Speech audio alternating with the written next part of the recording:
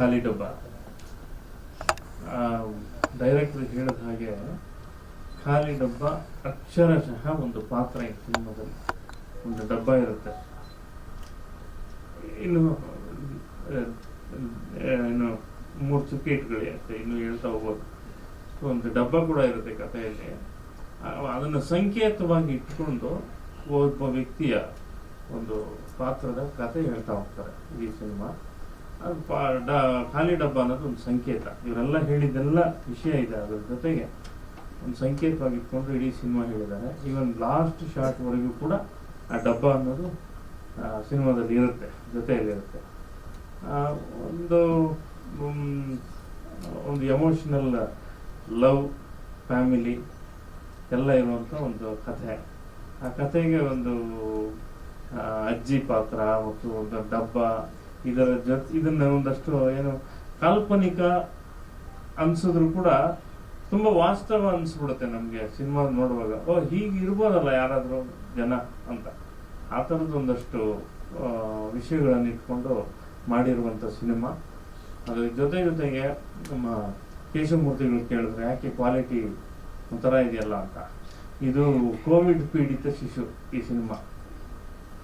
ಯಾಕೆ ಹೇಳ್ತೀನಿ ಅಂದರೆ, ಆ ಸಮಯದಲ್ಲಿ ಇವ್ರು ಶುರು ಮಾಡಿ ಆ ಕಡೆ ಇವರು ದಾವಣಗೆರೆ ಅವರು, ನಮ್ಮ ಪ್ರದೀಪ್ ಅವರು, ಮಂಜುನಾಥ್ ನಿರ್ಮಾಪಕರು ದಾವಣಗೆರೆ ಅವರು, ಪ್ರಕಾಶು ಮಂಡ್ಯ ಕಡೆ ಅವರು, ಮೈಸೂರು, ಶೂಟಿಂಗು ಮಂಡ್ಯದಲ್ಲಿ. ಯಾಕಂದರೆ ಇವರು ಪಾಂಡವಪುರದವರು, ಕಥೆಗಾರರು. ಸೊ ಹೀಗೆಲ್ಲ ಇರೋದ್ರಿಂದ ಸಿನಿಮಾ ಶೂಟಿಂಗ್ ಆಗುವಾಗ ನಮ್ಗೆ ಗೊತ್ತಿದೆ ಇವರು ಎಷ್ಟು ಪಡಿಪಾಟ್ಲು ಕೊಟ್ಟರು ಅಂದರೆ, ಸರ್ ಶೂಟಿಂಗ್ ಮಾಡ್ತಾ ಇದ್ವಿ, ಅದೇನೋ ಕೋವಿಡ್ ಅಂತೆ, ಇದಂತೆ ಅದಂತೆ. ಮತ್ತೆ ಅಂದರೆ ಒಂದು ಪ್ಲಾನ್ ಆಫ್ ಆ್ಯಕ್ಷನ್ ಅಂತ ಇರುತ್ತಲ್ಲ, ಈಗ ಹಣ ಇಷ್ಟು ಇದು ಅಂತ, ಅದೆಲ್ಲ ತುಂಬ ಡಿಸ್ಟ್ರಕ್ಟಿವ್ ಆಗ್ಬಿಟ್ಟು ತುಂಬ ತೊಂದರೆಗಳು ಒಳಗಾಗಿ ಫೈನಾನ್ಷಿಯಲಿ ಕೂಡ ಎಲ್ರಿಗೂ ಹೊಡ್ತಾ ಬಿತ್ತು, ಇಡೀ ಜಗತ್ತಿಗೆ ಬಿತ್ತು. ಸೊ ಖಾಲಿ ಡಬ್ಬಕ್ಕೂ ಬಿತ್ತು. ಆ ಡಬ್ಬಕ್ಕೆ ಬಿದ್ದ ಏಟು ಮತ್ತೆ ಚೇತರಿಸ್ಕೊಂಡು ಬರೋ ಹೊತ್ತಿಗೆ ಒಂದಷ್ಟು ಕ್ವಾಲಿಟಿ ಇದರಲ್ಲಿ ಮತ್ತೆ ರೀವರ್ಕ್ ನಡೀತಾ ಇದೆ. ಅಂದರೆ DI ಆಗಿಲ್ಲ, ನಿಮ್ಗೆ ನೋಡಿದ್ದೇನಿದೆಯಲ್ಲ, ಅದು DI ಆಗದೆ ಇರೋಂಥ ಒಂದು ವರ್ಷನ್ ಅಂಡ್ ಎಮರ್ಜೆನ್ಸಿ ವರ್ಷನ್ಗೆ ಇಷ್ಟು ದಿವಸ ಆಯ್ತು ಒಂದು ಪ್ರೆಸ್ ಮೀಟ್ ಮಾಡಿಲ್ವಾ ಅಂತ ಜೊತೆಯಲ್ಲಿ ಸಹ ನಿರ್ಮಾಪಕರುಗಳು ಏನು ಮಾಡ್ತಾ ಇದ್ದಾರೆ ಸಿನಿಮಾ ಅಂತ ಒತ್ತಾಯನೂ ಮಾಡಿ ಕೊನೆಗೆ ಈಗ ಒಂದು ಎಲ್ಲವೂ ಆಗಿದೆ, DI ನಡೀತಾ ಇದೆ. ಕತೆ ಚೆನ್ನಾಗಿದೆ. ನನಗೆ ಇನ್ನೊಂದು ಇಂಟ್ರೆಸ್ಟಿಂಗ್ ಏನು ಅನ್ನಿಸ್ತು ಅಂದರೆ, ತುಂಬ ಜನ ಹೊಸ ಹೀರೋಗಳು ಬರ್ತಾರೆ. ನಾವು ವರ್ಷ ಪೂರ್ತಿ ಹೊಸ ಹೀರೋಗಳು ಕೆಲಸ ಮಾಡ್ತಾನೆ ಇರ್ತೀವಿ. ಪರ್ಫಾರ್ಮೆನ್ಸಲ್ಲಿ ಅಂದರೆ ಅಭಿನಯದಲ್ಲಿ ಅಷ್ಟು ಪಳಗದ ಅಥವಾ ತುಂಬ ಸುಮಾರಾಗಿ ನಟಿಸುವ ಫಾಲ್ಸ್ ಆ್ಯಕ್ಟಿಂಗ್ ಅಂತ ಅನಿಸುತ್ತೆ ತುಂಬ ಜನರದ್ದು. ಈ ಥರದ್ದೆಲ್ಲ ನೋಡಿದ್ದೀವಿ. ನನಗೆ ಈ ಸಿನಿಮಾದಲ್ಲಿ ಪ್ರದೀಪ್ ಪರ್ಫಾರ್ಮೆನ್ಸ್ ಅನಿಸಿದ್ದು ನಿಜವಾಗೂ ಗುಡ್, ಒಬ್ಬ ಒಳ್ಳೆಯ ನಟ ಅಂತ ಅನ್ನಿಸ್ತು ನನಗೆ. ತುಂಬ ಚೆನ್ನಾಗಿ ಪರ್ಫಾರ್ಮ್ ಮಾಡಿದ್ದಾರೆ. ಆ್ಯಂಡ್ ಆದ್ಯಪ್ರಿಯ ಮತ್ತು ಹರಿತಾ ಅವರು ಕೂಡ ಪಾತ್ರಗಳಿಗೆ ಭಾಳ ಸೂಕ್ತವಾಗಿ ಅನಿಸುತ್ತೆ ನೋಡುವಾಗ. ಯಾಕೆಂದರೆ ಒಂದು ಹಳ್ಳಿಯ ಪಾತ್ರ, ಒಂದು ಸಿಟಿಯ ಪಾತ್ರ. ಅವರು ಸಿಟಿ, ಇವರು ಹಳ್ಳಿ. ತುಂಬ ಚೆನ್ನಾಗಿ ಮಾಡಿದ್ದಾರೆ. ಅದು ಏನಂತ ಗೊತ್ತಿಲ್ಲ, ಒಳ್ಳೆಯ ಒಂದಷ್ಟು ಹಾಡುಗಳು ಬಿತ್ತು ಈ ಸಿನಿಮಾಗೆ. ಅದು ಬೇರೆಯವ್ರು ಯಾರು ಕೇಳುವಾಗ ನಮ್ಮ ಸ್ಟುಡಿಯೋಲ್ಲಿ ಬಂದು, ಸರ್ ಇದು ಯಾವ ಸಿನಿಮಾ ಹಾಡು, ನಮ್ಮ ಸಿನಿಮಾ ಕೊಟ್ಬಿಡಿ ಅನ್ನೋ ಮಟ್ಟಿಗೆ ಒಳ್ಳೆಯ ಹಾಡುಗಳು. ಆ ನಂಬಿಕೆ ನನಗಿದೆ. ಅದು ಇಡೀ ತಂಡಕ್ಕೆ ಭಾಳ ಗಾಢವಾಗಿದೆ. ನಿಮಗೂ ಕೂಡ ಖುಷಿ ಆಗುತ್ತೆ. ನೀವು ನೋಡಿದ ಒಂದು ಕಮರ್ಷಿಯಲ್ ಟೈಟಲ್ ಸಾಂಗ್ ಅಷ್ಟೇ, ಉಳಿದ ಹಾಡುಗಳು ತುಂಬ ಮ್ಯೂಸಿಕಲ್ ಆಗಿರುತ್ತೆ. ಇದಾದ್ಮೇಲೆ ಆ ಹಾಡನ್ನ ಒಂದು ಹಾಡನ್ನು ಕೂಡ ತೋರಿಸ್ತೀವಿ ಇಲ್ಲಿ. ಆ ಹಾಡನ್ನ ಹಾಡಿರುವಂಥ ಗಾಯಕಿ ಇಬ್ಬರು ಬಂದಿದ್ದಾರೆ. ಅವ್ರು ಸ್ವಲ್ಪ ಹೊಸಬ್ರು, ಸ್ವಲ್ಪ ಹಳಬ್ರು. ಆಮೇಲೆ ಇಲ್ಲಿ ಪರಿಚಯ ಮಾಡಿಸ್ತೀನಿ.